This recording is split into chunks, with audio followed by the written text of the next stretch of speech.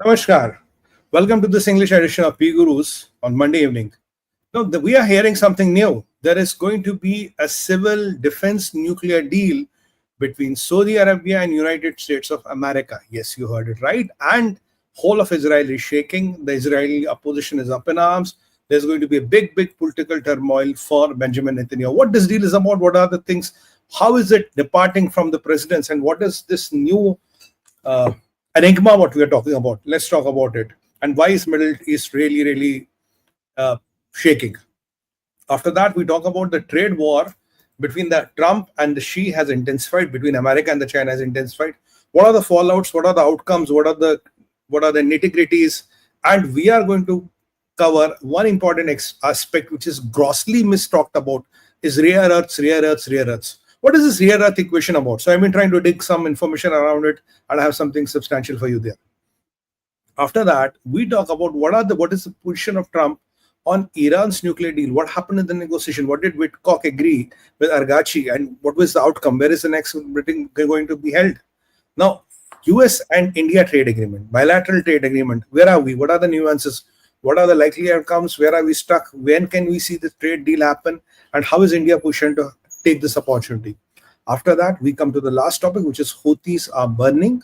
Houthis have been bombarded again. So we're going to cover all of these things in a bit of detail, and I'll hand it over to Mr. Sree Iyer for his opening remarks. Over to you, sir.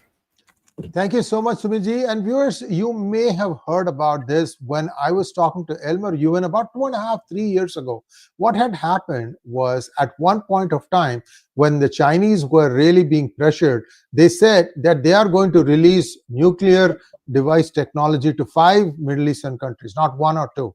Iran, Saudi Arabia, UAE, Turkey, and I'm forgetting which the 5th country is. So enough to say that there were warning signs, warning bells going all over. Luckily, this thing came out quickly, and I think the Biden administration stopped that. I don't know how they stopped it from leaking, because China has been lashing out at the Biden administration also. Here's one small thing. I'll set up the thing and then leave the context and give you back the thing. Sumit, the point I'm trying to make is, Biden administration was listening to China, in my opinion, for the first 2 years. Then Biden turned, and they started doing things like, shutting down semiconductor projects in China, basically telling everybody working in that industry to leave, otherwise they won't even get their green card. Bunch of activity. Why all this happened? I believe that the Chinese government was blackmailing Biden. I'm saying my belief. Okay, and this guy wanted to, he didn't want to do something, and they deliberately leaked the fact that Hunter Biden had taken money from Chinese entities. This was leaked, and that made Biden mad. And after that, Biden turned against China. This is what is. See, I'm connecting the dots. I could be right, I could be wrong. But at that time, only all the data. There's a book I told you, Red Handed. Take a look at that book. You'll understand all these things. This person, I don't know if he's a Republican or a Democrat, but the book has a lot of facts. They give you the fact. 32 million is what the kickback was to the Biden family from China. That company is no longer in existence because they wanted to kind of bury all the evidence. So over to you. A lot of things happened, but this story about Saudi Arabia getting a deal on nuke deal has connections back to that, because if these people don't give it, Saudis will go and get it from China. China is desperate right now. No money, zero money. It's gone. Over to you. Thank you very much, sir. In the name of Bhagwan Sree Ganesha, let's do the Sree Ganesha of today's vlog. Well, friends, this is a very important development what has happened. Now, the development goes to when the Secretary of Energy, his name is Chris Wright, he announced that in the Kingdom of Saudi Arabia, I think it was in Riyadh, wherein he announced that the deal is, Sri sir, you have to flip the screen.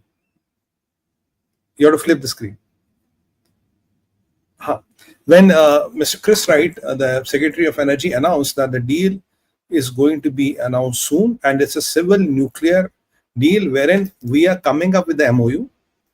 The MOU will be signed soon.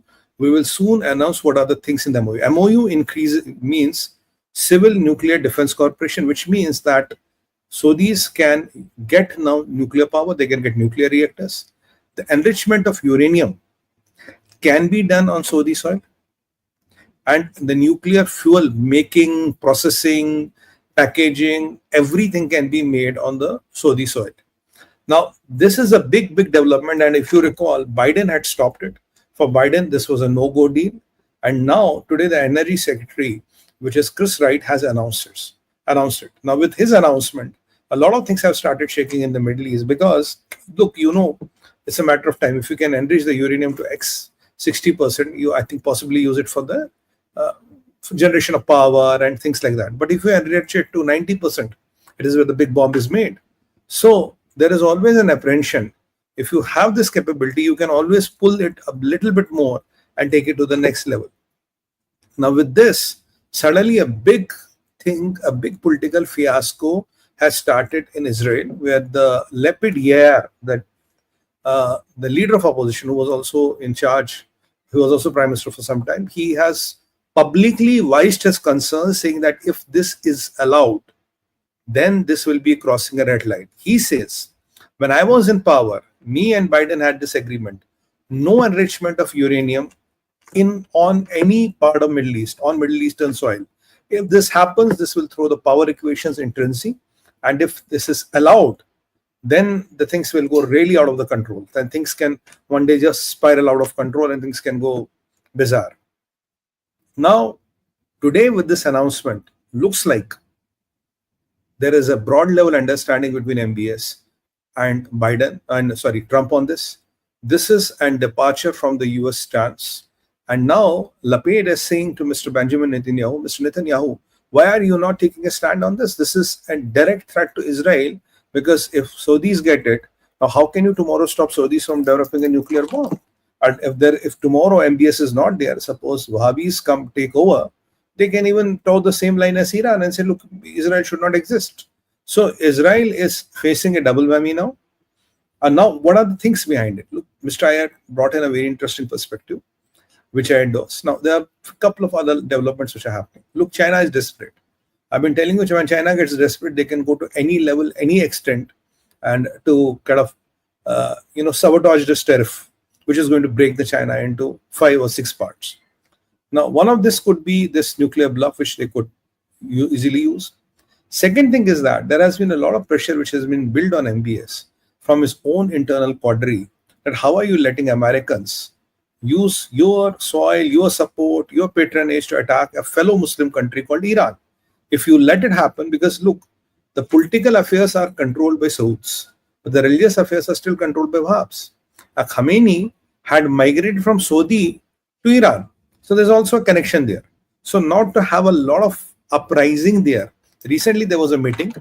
I think we talked about it, 2 or 3 days back in one of our previous episodes, wherein 5 countries from Muslim, 5 ministers from Islamic countries got together in Riyadh, and America kind of issued a warning, Saudi Arabia kind of issued a warning to Americans. There should be utmost pressure on Israel.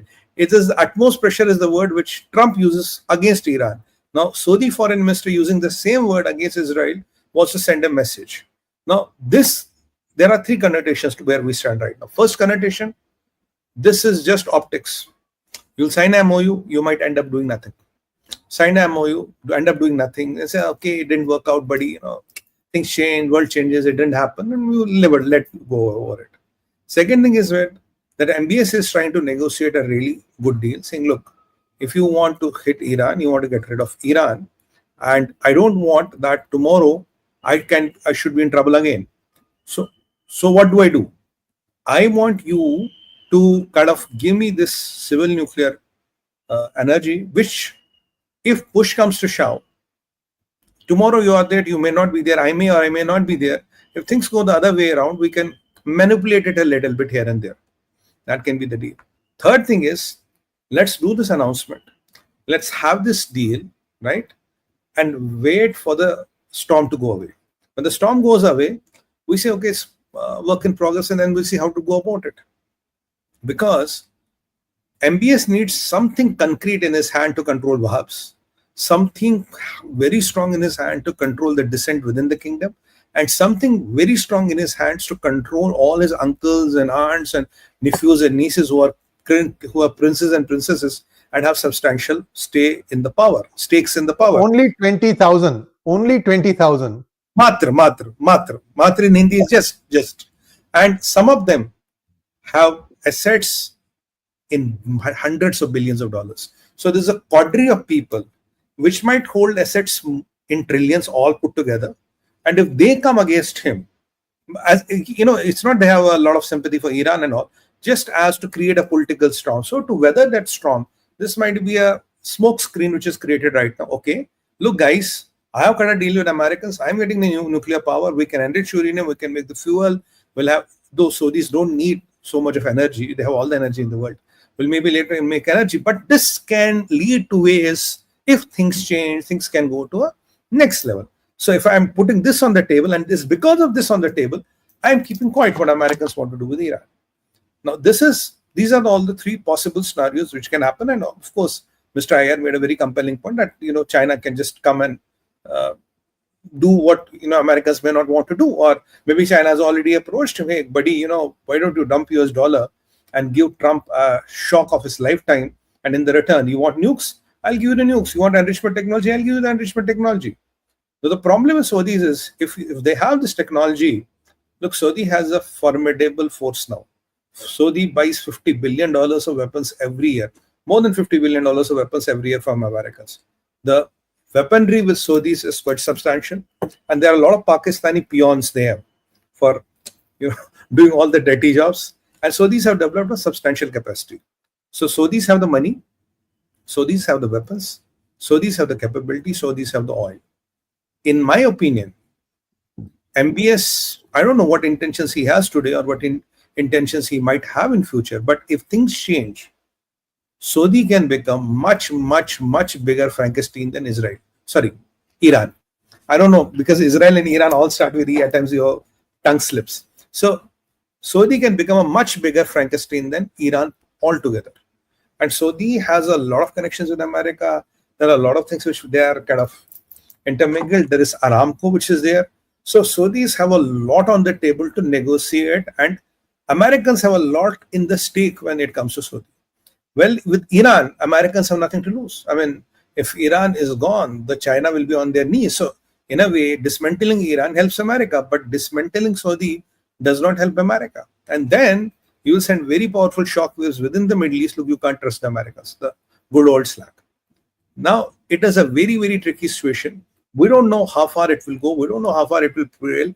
But Israel, there is a lot of problem. And today, I was reading something interesting about Israel.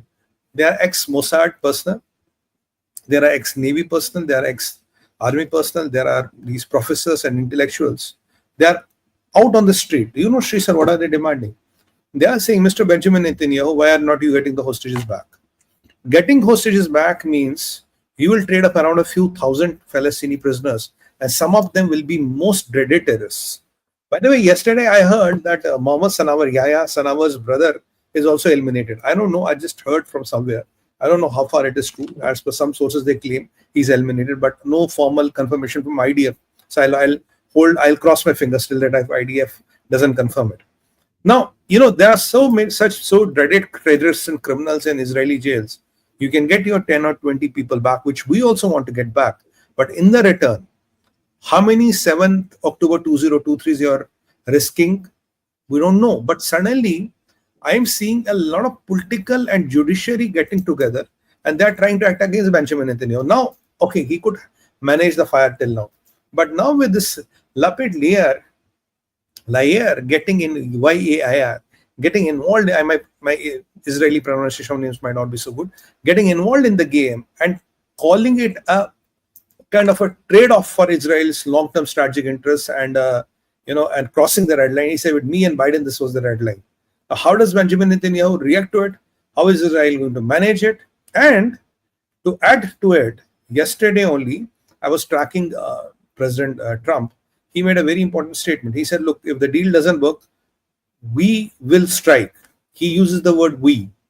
When he was asked to clarify, say Israel will be involved. He says Israel, of course, will be involved. And Israel will be involved till the time I'm the president. So he made it clear. Israel will be involved in striking down Iran's nuclear assets. Or Israel might take the lead itself. Americans might give the cover up. Or either it is Israelis taking the leads, Americans watching their back, or Israelis doing the job together with America. So Israel will be directly involved in taking down Iran's nuclear assets. It was made clear by President Donald Trump. So there is no ambiguity in this. Is Israel going to be involved or not? Or Israel is at bay? No, Israel will be involved. So now the things are at a very important juncture. They are preparing for the war. They are preparing for the war. Like right now, you are kind of announcing the civil nuclear deal, and now the Israelis' opposition is up in the arms, and you have a lot of intellectuals and ex-army and ex-intelligence people on the road, and then you have the Israel's judiciary, which is also there, and there has been a problem with Benjamin Netanyahu and the 𝗥𝗘𝗙𝗏 chief who was asked to go. So there's a lot of politics which is brewing in Israel again, and if you look at the Israeli parliament, one vote here and there shakes the government. 1 or 2 votes here and there can shake the government. So it's a very delicate and fine power. If I look at Indian parliamentary democracy, I think Israel is worst. They're much more vulnerable than the Indians. Americans are much more stabler. It's at least for 4 years is settled. In Israel, yeah, it can change any hour. So 2 people here and there can change everything. So it's worse than what we see in India. So that is where this whole thing is about. This was the most important topic. I thought we should be spending a lot of time on this and trying to drill across what are the permutations, combination, what are the pros and cons. But announcement of the deal exactly after Israel is going to be involved might be only a smoke screen to keep the people at bay, 𝗨𝗨𝗨. By the time they finish the job, once they are back, they say, look, buddy, Trump is a businessman. He can also look, buddy, things change. World is not the same. Things have changed. Why don't I cut a deal with you? I give you this, I give you this. Forget about this, I'll give you this. Something like that, whatever. I'll give you the mother of all bombs. It's as good as a nuke. You don't need a nuke. I'll give you the big one, the mother of all bombs. Go and blast a country if you want. So those kind of deals can be cut, but we don't know. These are all speculations, but this has definitely increased the political temperatures in Israel and in Middle East. That's the point number 1, or the topic number 1 of our discussion today. Now let's go to the second part. Trade deal fallouts. Now the trade deal between America and China, the trade deal which they were trying to work out has kind of is kind of escalating. So rather than a trade deal, it has become a war. The trade war is escalating. What did Chinese do today? Chinese are saying they will not ship any rare earth minerals to America. China has put at least 18 or 19 American companies on the blacklist. They are going to blacklist 12 more companies, and the things will continue. The Chinese ports are filled with containers. China is sinking, but China is betting on the logic that Americans will buckle first. They are seeing that the Americans will have an impact, and with Trump's a lot of problems going on geopolitically, because for Xi, he has to only bother about China, but for Trump, he has to bother about half of the world. So he says Trump is more vulnerable than I am. Americans think time will break China. The Chinese think that time will break America, because America is spread over everywhere. With a lot of these fiascos going on, like what we talked right now. So it will be easy for us to navigate our ways. Now, China cannot give in because their facade of invincibility will be shattered. And that facade of invincibility being shattered is something what they cannot simply afford to do. So what is China doing? Chinese president started a 3-nation tour. He went to Vietnam, then he's going to, I think, Malaysia, and I think he's going to one more country. It slipped my mind. Malaysia or Laos or Cambodia, one of these countries is going. Now, he went to Vietnam, and Vietnam, he has signed 40 pacts. That is, he's trying to get Vietnam on his side. Why Vietnam on his side? Vietnam is 4th or 5th biggest trading partner of America. Vietnam's 30% of the GDP is dependent on American exports, and a lot of labeling of the Chinese goods in Vietnam was happening, and they were going out. Vietnam currently is not under tariff. Right now, 10% tariff. And China is under 145%. The difference is 135%. So President Xi had to move his bottom and go to Vietnam, because he knows how important Vietnamese are. Now, will Vietnamese come to his pressure? Will they cross the line? Will they go against the American interests? The 40 agreements are signed for railway, XYZ. That is all optics. But when I looked into the agreement, there is nothing great. But China is signaling that Vietnam is with me. But our Americans are watching Vietnam very, very, very carefully. So Vietnam is caught in the doldrums. Now, if you talk of Malaysia, Malaysians are already worried that their local industry will be shattered, right? Their local industry will be shattered, and because of if Chinese goods start entering Malaysia, all their small scale industry, whatever is left, will be completely decimated. I have seen Malaysians. I told you, I think one of these channels I told you, I was talking to one of the Indian Malaysian. He runs a small business. He was really worried. Sumit bhai, if these things start coming into us, we are literally gone. You know why? I'll tell you why. This is giving me a very good reason. Now, this is a branded iPod, something Apple made. Now, this used to sell for, let's say, $300 in America. From China, used to sell it, give it at 100. After taxes, 120, sell it at 300. Now, the same thing will land in America at $254. What Americans are going to do? They say, we don't want it. Too expensive. Forget it. Now, I am a Chinese manufacturer. I have put the money. How much I have put in it? $50 to make it. My stock is ready. What I'm going to do? I'm going to go and dump it in Malaysia. Why can I dump in Malaysia? Because this is a branded iPod. Branded. I'll say, look, branded iPod, branded.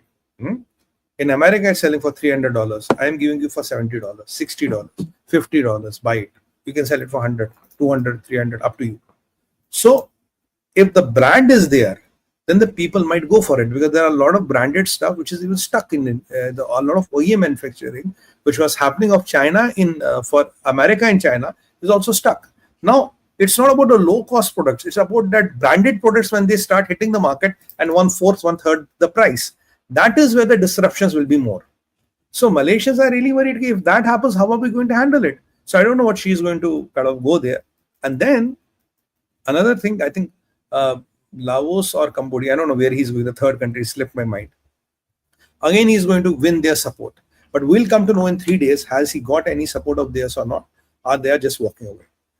Another important aspect is, if you look at the, now here it's important to cover the Chinese rare earths. Because I know you all have been reading a lot of talk is rare earth. Dil ke armaas wo mein beh gaye.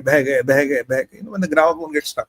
So a lot of people are stuck on the rare earth. So I thought, let me do some digging around and get some more food for thought. Why Americans are not bothered? When all the media outlets are jumping, why Americans are not bothered? My research tells me that Americans have sufficiently stocked all the rare earths, what they need for a few months or few years to keep the critical industries going. They've already stocked them. Americans have already developed a lot of 𝗤𝗍𝗍, a lot of avenues and options to get them. But the question remains again, you will tell me, Sumit bhai, look, China controls 70 to 72%. The number is 70 or 72% of the rare earths. And a lot of these things are in Laos, Cambodia, and in Vietnam, and some in Thailand. There are a lot of these which are found. But that all supply chains is integrated with China, because China buys them, refines them, and sells them. Now, if China controls 70% of the market or 72% of the market, how is America going to cope with it? Because you need them for, missiles, for chips, for computers, for smartphones. You need them for everything. And what China did today, not only the rare earths, will also stop selling the magnets. Without magnets, you can't have a motor.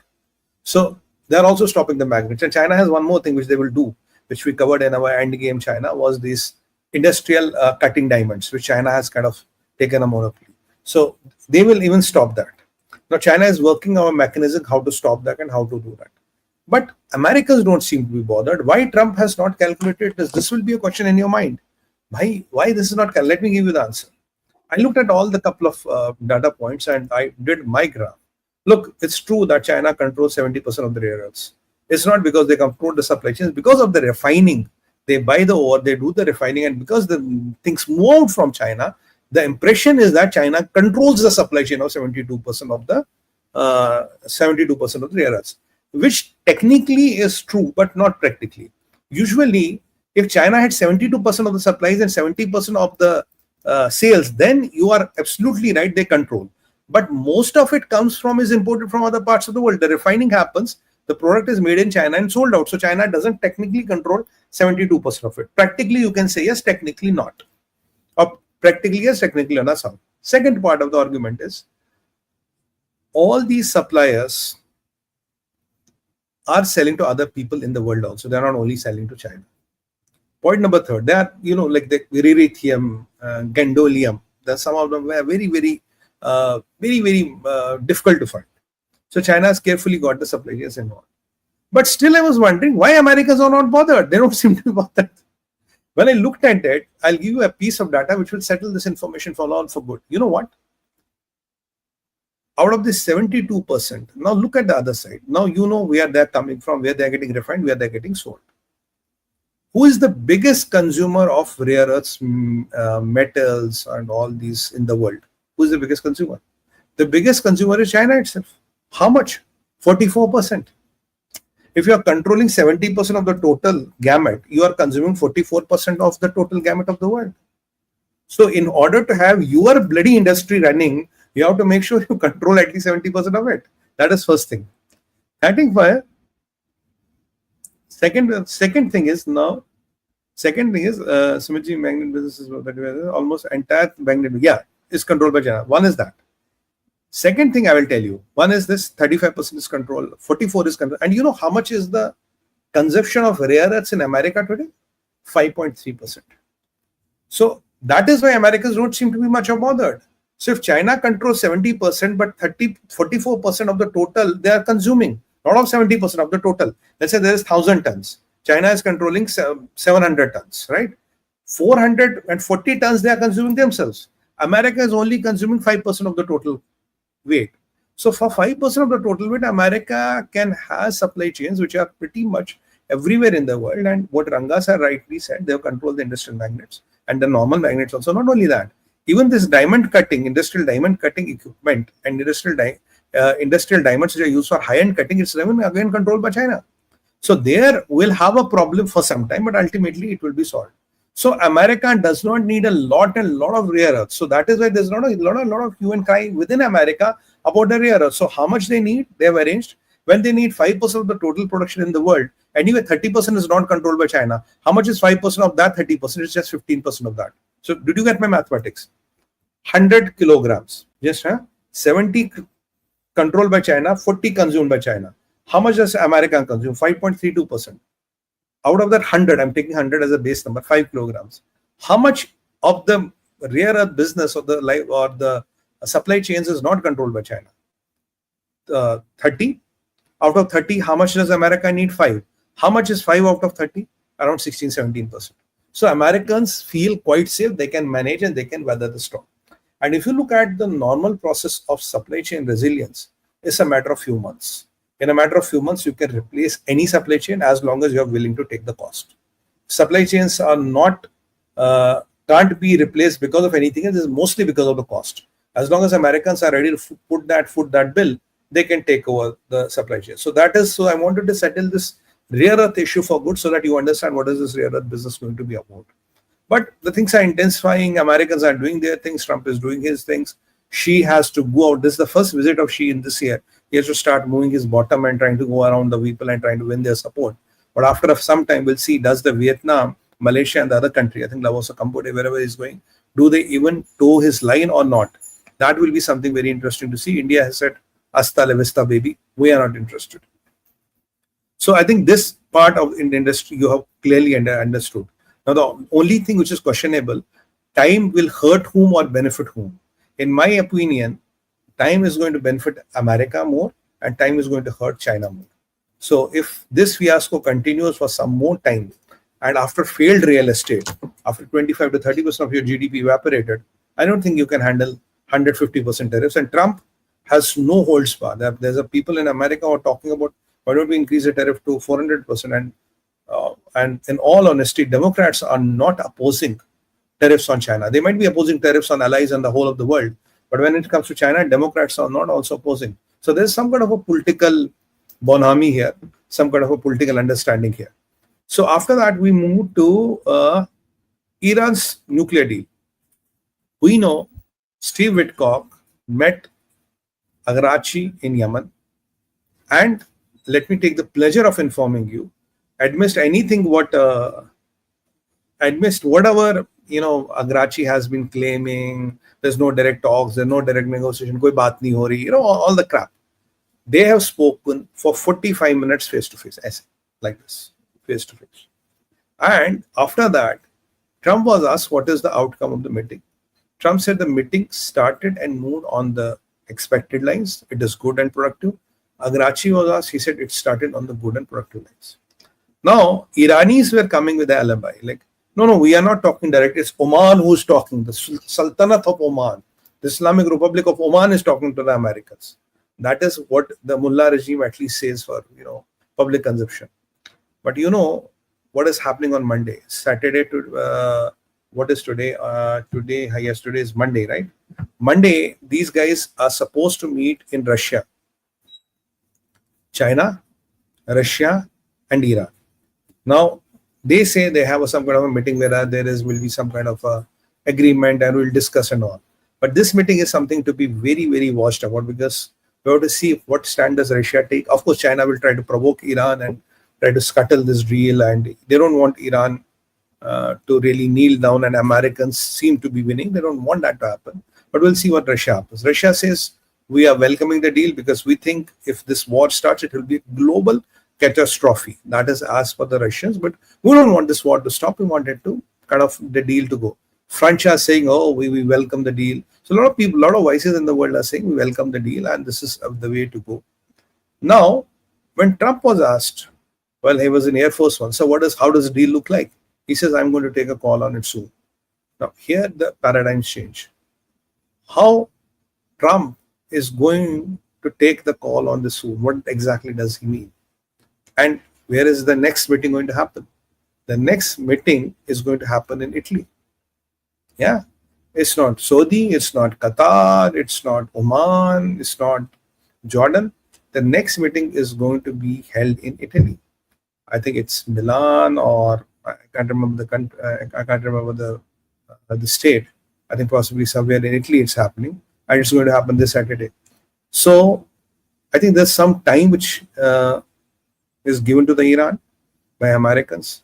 The international IAE has reported, let me put this in very direct terms, Iran has enriched 274.6, broadly speaking, 275 kilograms of uranium, which is 60% enriched. This kind of a uranium enrichment, by any means or any logic, is not required for generation of power. So this kind of a uranium enrichment, this quantum of uranium enrichment, you know what it is for.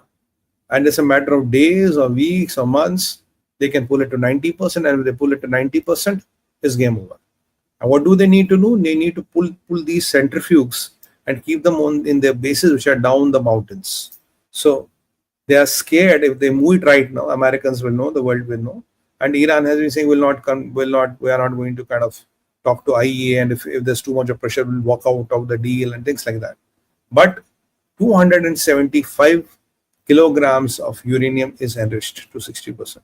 This is for no peaceful power generation. That is very, very clear. So things are escalating there. It's not that things are cool, they're happening. Things are escalated to a substantial level here. So that's the point I wanted to tell you. After that, now what will Trump do? Trump doesn't have a lot of time. Look at these numbers. Trump doesn't have a lot of time. And you only need a few kilograms to make a nuclear bomb. So Trump doesn't have a lot of time. So what happens on Saturday, when they meet in Italy, 𝗥𝗚𝗡 and Sree Iyer, that will determine. By that time, Trump would have made his cards. And what are Americans telling Iranis? Is forget civil nuclear cooperation, forget everything else. You have to dismantle anything to do with nuclear. No nuclear business, no power generation, no peaceful nuclear use, nothing. Nuclear and Iran has to be oxymoron, discard everything. That is what the deal is. Now, on the contrary, Saudis are being given this leverage. So this again changes the paradigms. Now, Saudis have this, and they are telling Iran to completely shut down. So this puts more pressure on Iran. And this puts more pressure on Iran. What will Iran do? Iran, as far as I understand, Khamenei, he will retaliate. He will not agree because he'll be fuming knowing that the MBS has got the deal. Now, imagine a situation, MBS can enrich uranium in Riyadh and even do the fuel processing and all, and Iranis have to agree to bury everything which is nuclear. So will Khamenei agree? And if Khamenei doesn't agree, How far are the Israelis and Americans from them? Very near. And if Israelis and Americans are very near to them, what is going to be the outcome? It's going to be a big catastrophe, and Russians are already warning of a new war. But does Israel and America have option? No, they don't have option. So it's an interesting turn of events. We'll see how it turns out, and why talks were not held in Yemen again. That is again a big question mark. Where they moved to Rome? Sorry, they're going to be moved to Rome. Yes, I remember the history now. They're going to be moved in Rome and Italy. Why they moved to Rome? I don't know. I mean, looks like, Americans want to send a message. We are not talking to anybody else. Americans want to send a message. We are not talking to Oman. We are talking direct. And that puts the anger on Khomeini's face, which he will not like. He's not going to like this, his bluff being called out. So let's see. And with this announcement vis-a-vis Saudi, that puts a lot of pressure on Iran. But wait and watch how do the Iranis kind of react to it. After that, let me move to the other side. We're moving to the US-India trade agreement. Now, US-India trade agreement is work in progress. I think within 90 days, we'll have the first draft or the first phase done. We are talking to Americans. Somebody proposed a 0-0 thing, 0 for you, 0 for us. It's not going to happen like that. Currently, it is being negotiated over video conference. So most of the things are happening over the video conferencing, secured video conference, of course. And when the things are kind of streamlined, then formal negotiations will happen. And within 90 days or less than 90 days, we'll have the first phase of Indian-American bilateral trade agreement done and dusted. By 2030. We plan to do a business of $500 billion, which is approximately around 200, slightly less than 200 now when the year ended.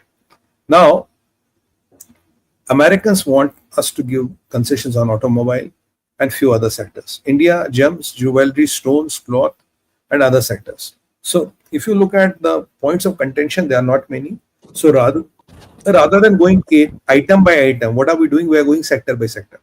Because 0 and 0 will not work, because we are not a developed economy like America. We're not as big economy as America. So 0 and 0 will not work. So what are we going? Okay, agriculture versus agriculture, right? Let's say heavy machinery versus heavy machinery. But there is one very clear agenda here. There has to be 0% tariff on both sides on electronics, which is very good because our dependence on China is mainly on electronics, small electronics. That takes care of China's dependence. Second thing, the whole idea of this BTA is to bring down the tariffs on both the sides. That is the baseline. It's not, okay, you 15-15. No, it's not like. Overall, what we are trying to do, we are trying to bring down the barriers of the trade.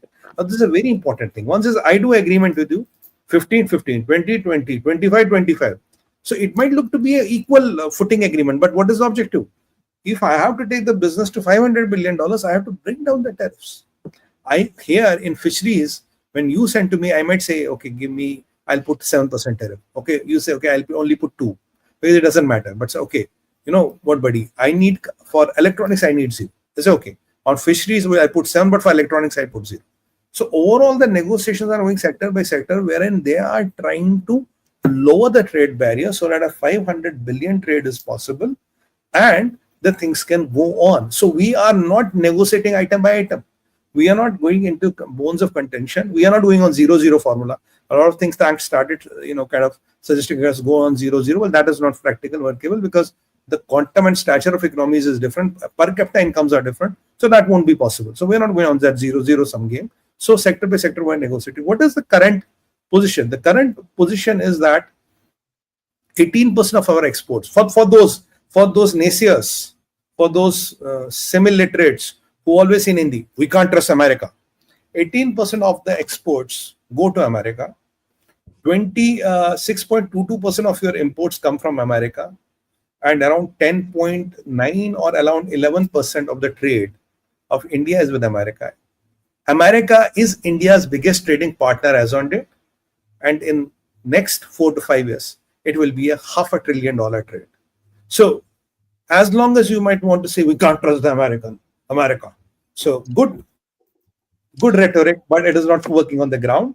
And that is the message I want to send to them. When you look at the numbers, 𝗪𝗡𝗙 Shakespeare honors doesn't really help.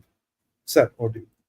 Sumitji, next time you got on a TV panel debate, you will have the usual loudmouth saying, we can't trust America.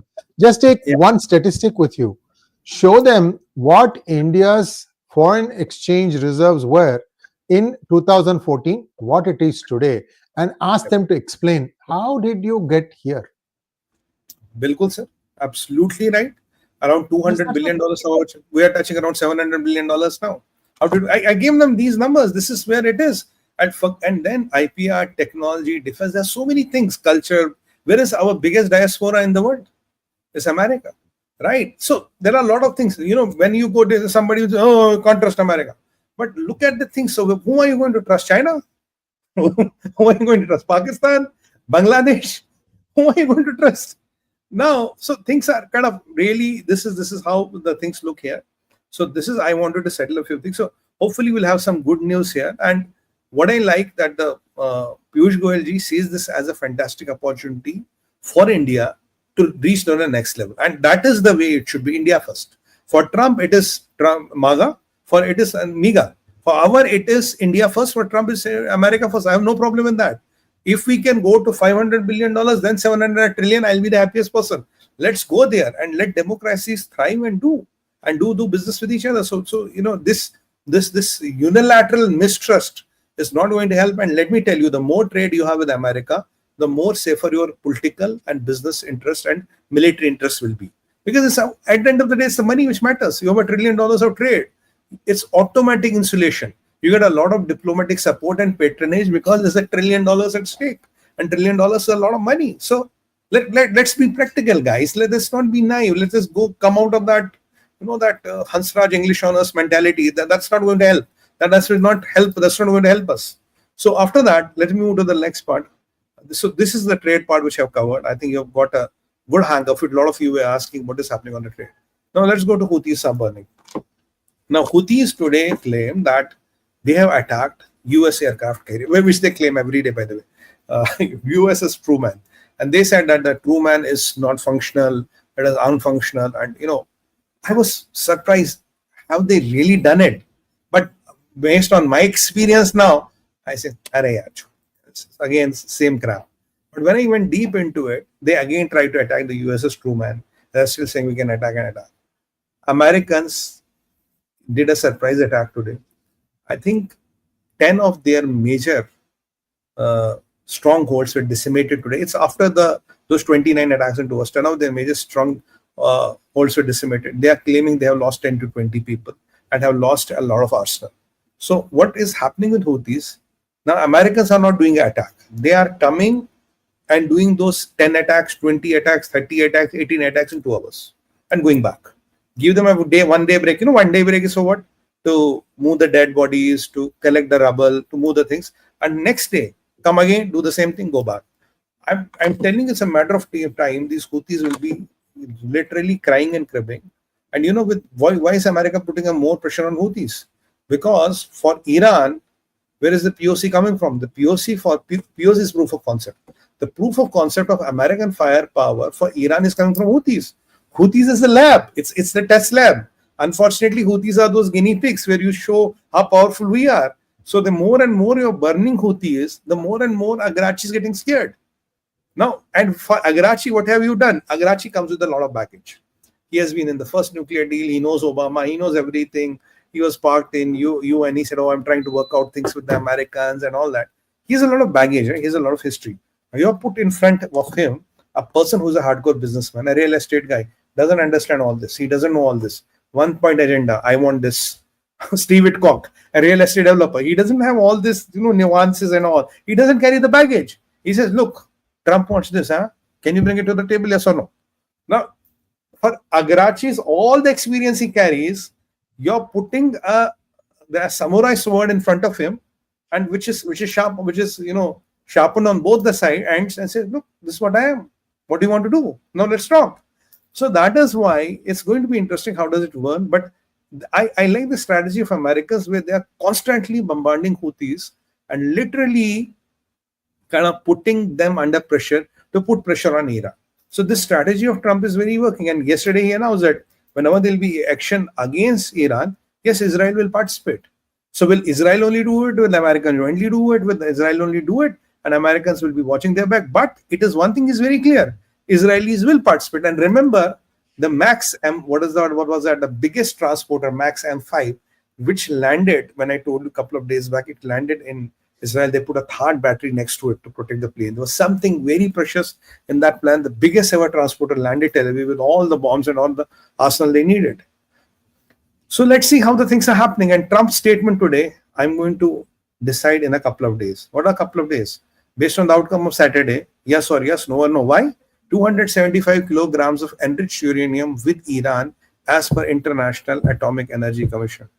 They have confirmed this. This kind of uranium is not used to make, those rods for generating electricity. No, this is for the bomb. So the time is ticking.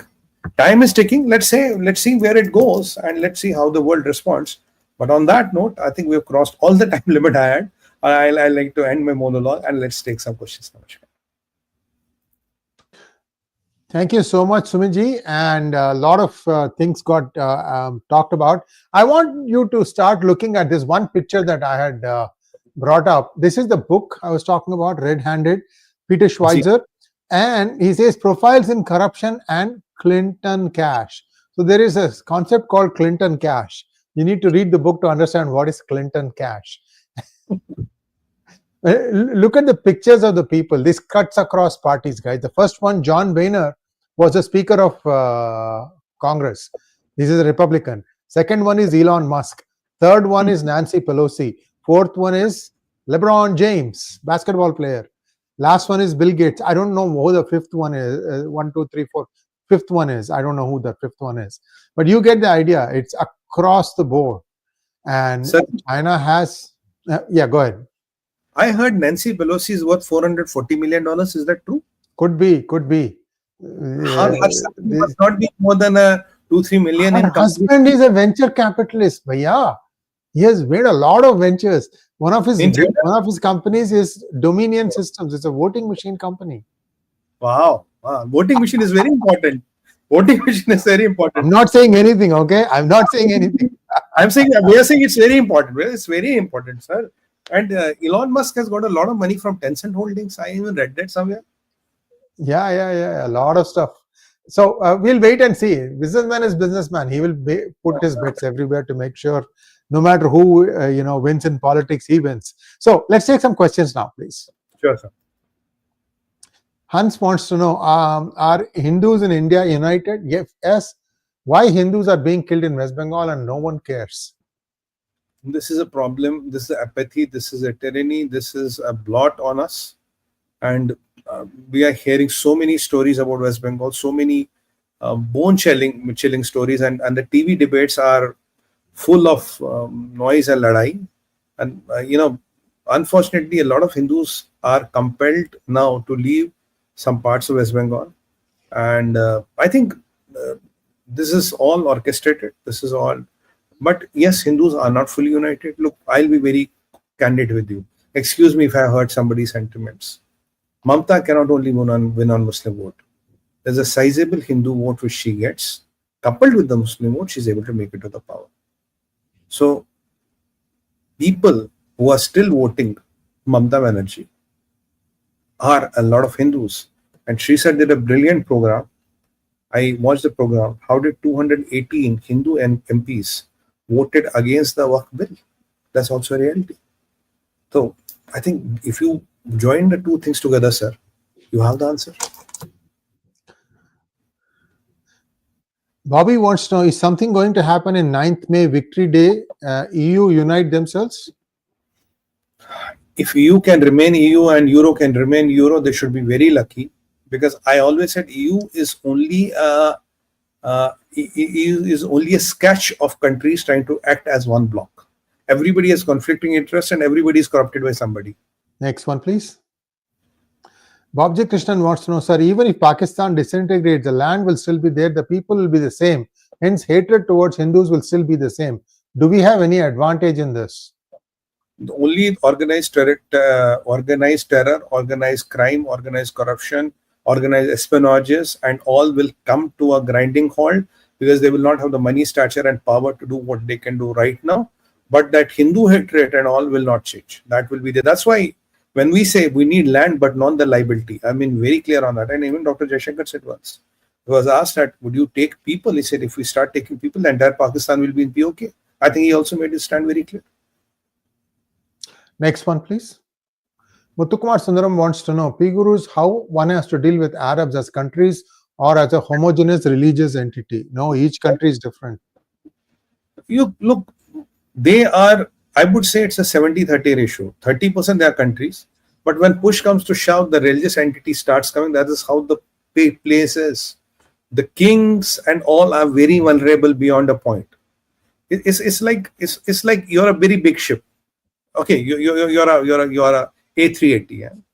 You can fly up in the skies. You can handle thunder. But when the weather goes beyond a limit of turbulence hits, or beyond a limit the weather goes bad, they will not let you fly. They say keep the plane grounded, right? So there's a limit. You have to know where the tipping point is. Ultimately, this factor comes into play. You can't live with this factor. And the problem in today's world is that China is there to fume is there to get into any wedge, any opportunity which is created because of this. Next one, please. Chaitanya Takle wants to know, will US also sign a naval pact with Vietnam for securing Vietnamese claim on the South China Sea? There were 3 islands which we talked in the endgame China. They were discussed and deliberated that these are very near to the Chinese disputed islands, exactly like opposite. So Vietnamese were trying to cut a deal with Americans for this because look, Vietnam is America's 4th or 5th biggest trading partner. 30% of Vietnam's GDP is determined on exports to America. So without America, Vietnam cannot survive. But in the back end, a lot of what Vietnam exports to America comes from China. It's only the labeling which happens in Vietnam. So it will be an interesting thing to watch. And if Emperor of China has moved to Vietnam in his first visit of this year, we are in April, in first 4 months, first international visit to Vietnam, means something, sir. You have to really wait and watch. Next one, please. Thank you, 𝗤𝗙𝗘𝗥𝗚. Thank you, 𝗥𝗘𝗙𝗥𝗡. How does a trade deal with China look likely if US wins? US will want to dismantle China's aura of invincibility and China's manipulations. And everybody is sick and tired of China. People are not only talking. Why? People are talking. The leaders are not talking. The countries which have very nationalistic and uncorruptible leaders, they are talking, raising their concerns. The countries which unfortunately have corrupted or corruptible leaders, they are wishy-washy. And the countries which have sold out leaders, they might come out and even support Xi Jinping. So it's a matter of, so you will have to see which country does your country fall in. Luckily, we are in the first quadrant wherein we don't have to worry about this. I'm really surprised looking at the behavior of Macron nowadays. He's even talking about recognize Palestine in, I think, May or June. And Netanyahu's son told him, screw you. This happened yesterday in Israel. So, I don't know what happened after the Mary Le Pen. They tried to shelf her. After that, Macron completely changed politics. Next one, please. Vijay-Kumar Srivastava wants to know, do you think USA-Iran reviving JCOPA? Will Trump finalize the deal keeping Israel aside? You can't trust tera mera kya rishta. I don't think US and Iran will revive JCOPA because what US is talking right now is word nuclear has to go out of the gamut. No nuclear, kuch nuclear nahi, right? No power, nothing. So I don't think Iran will agree to that. And the carrot they have dangled possibly to Saudis. Let's see where it happens, because even with Saudis, if they get this capacity, 10 years down the line, we'll be talking on this channel or some other channel how Saudi is a bigger Frankenstein than you'll say Iran to bahut acha tha yaar. Iran were nice little small guys, they were very comfortable. If imagine tomorrow MBS is not in power and some guy comes and with the power and the money of Saudis and the stakes you have in the game, it won't be easy. You can't do too much to Saudi Arabia also. Next one, please. Remember when Pelosi landed in Taiwan and certain defense manufacturing and semiconductor chip manufacturing stocks went up? Yes. They went up. And even when we did this Endgame China, one of the episodes when she landed, Chinese did their best to block her. But the Americans had these, they sent in a few planes which jammed all the radars of Chinese. So when Pelosi's plane landed, none of the Chinese radars or planes or any tracking devices could track it. That she was fuming after that. She did what she know, we're the best radars in the world, sir. 𝗟𝗑𝗙𝗍 par mare, you will know. Even if a bird flies, we'll know it, sir. The plane comes and lands. Shoo, it has landed in Taiwan. Huh? What are your radars doing? Sorry, they were assembled against the lowest bid from the cheapest of the Chinese contractors. That's where the things went wrong. Sumit, I had the occasion of talking with Congressman Raja Krishnamurthy, who had accompanied Nancy Pelosi. He's actually a China hawk. And he explained exactly what you said, that they did their best to disrupt that. They did their best. Kuch nahi kar paaye. They could not do. Yeah. And she chopped a few heads after that. Because he was told, oh, forget, she can't land, sir. We'll even know when she will fly. She shook lands and the Taiwanese are releasing the photo. And she's, why did this happen? Where are your radars? Sir, Chinese mal, sir. Didn't track, sir. Problem, sir. Next one, please. Kalyan Ramganti wants to know, if US attacks Iran, what will be the immediate reaction of China? Will it respond or keep quiet with a formal protest? If you weaken China, what Trump is doing right now, China will have no option to retaliate. But it's a game of wait and watch. Because the rare earths was the only thing which was bothering me. Now with this numbers on which I could dig and find out, so rare earth part looks to be under control. Now, if there are no rare earths, I don't think China has any edge over US. The only edge which I thought, perceived and presumed, which I was not wrong, because all the media was talking about rare earth, is that. But after getting into the numbers, it doesn't look to be the case. Next one, please. Live and let live. Sir, Singapore is supporting Pakistan and Bangladesh. 𝗕𝗓𝗍𝗘𝗏 𝗔𝗍𝗍. I had gone through the complete statement of Mr. Lawrence Wong, the Prime Minister of Singapore. He was right on a lot of accounts, and but Singapore should know where to align itself. Sirji, this is Pakistan talking. Sorry, this is China talking. Okay, what happened was that's right. when they annexed Hong Kong, all the banking, all that stuff moved from Hong Kong to Singapore. And along with that, some bad habits also has gone into Singapore. Singapore has now become another Chinese outpost. Be careful if you are traveling there. First thing is that when you have casinos, Singapore, I was there when casinos started. Singapore never wanted to open the casinos, but the economic pressure was so much there to open the casinos. So when casinos were opened, you could that day say they have compromised on the basic principle, what they always said will not do. And after that, let's not forget, if you look at Temasek or GSI, where do these sovereign funds get the money? It's all stashed money. It's sara loot ka paisa which is in the Singaporean banks. I mean, this all stashed money which is there. But what you are running as your sovereign funds, paisa kahan se hai bhai? Where does the money come from? It's all stashed money. There's a lot of money which is stashed in Singapore. The day is not far. Sorry, you finish your thought, please. No, sir, you continue. The day is not far when the key people, that is, China is the big one, but they have satellite colonies like Iran, and they have to be, addressed. This has to be addressed. Now, Iran has satellites, Houthis. So right now, you are only taking the last few, but these will keep happening. So you need to take out the central structure. That's where the whole problem is. And I have a feeling that if China breaks up, they'll make sure that they completely demilitarize China. There will be no military worth the name. And they have to because, and this is a very dangerous. It's a one man with crazy ambitions. It's absolutely dangerous. Yeah, you cannot have any more of these kind of people. Next one, please. Magnet Ranga wants to know, Modi ji से जो पंगा लेते हैं या China से दोस्ती करते हैं, उनकी हालत खराब होना पक्का है. पाक दोनों किया और हालत मालूम है. बांग्लादेश भी वह करने निकला है. देखिए रंगा sir, Bangladesh doesn't have an option. Pakistan doesn't have an option.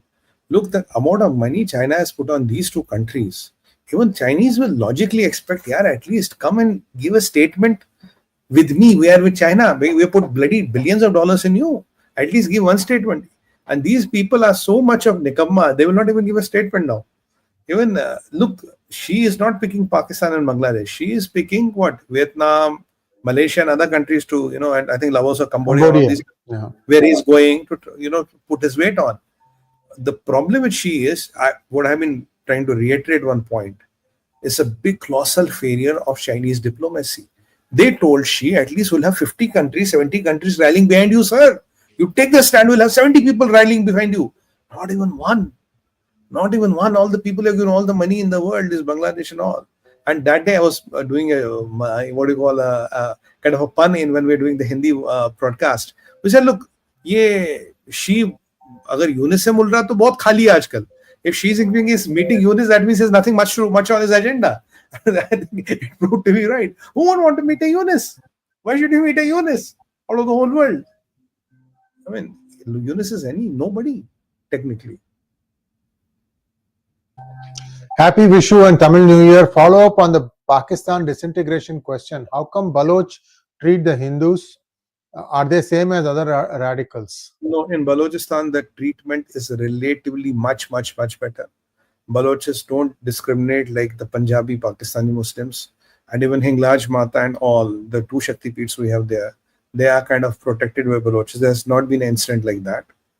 So these people are quite different from the radicalized, these Wahhabized, jihadi Punjabi Pakistanis. So there's a lot of difference between Balochistan and Punjab of Pakistan. And by the way, all these terrorist camps and all, they are in this region only, in the POK, and they're all run by Pakistani Punjabi Muslims. 𝗪𝗏𝗡𝗅, JCOPA. They're all Muslims of Pakistani Punjab who run them. And all the terrorists come from there, most of them. Live and Let Live says Pakistan mineral concept support by Singapore, and Singapore also supports Bangladesh by some Chaudhry last week. Well, it's okay, let it go. I mean, there's not much that's going to happen. Yeah. Jan. Bobji says, Sreeji, have you read the book Blood Telegram? If not, please do so. Yeah, I have heard a lot about it. I will read it. Thank you. I have not read it. Thank you so much, Sumit. This was some sort of a revelation. We have given you a lot of information. We have tried connecting the dots. I hope that you find this thing useful, and please like, share and subscribe to our channel. And now let's take the Ashirwad of Mahadev.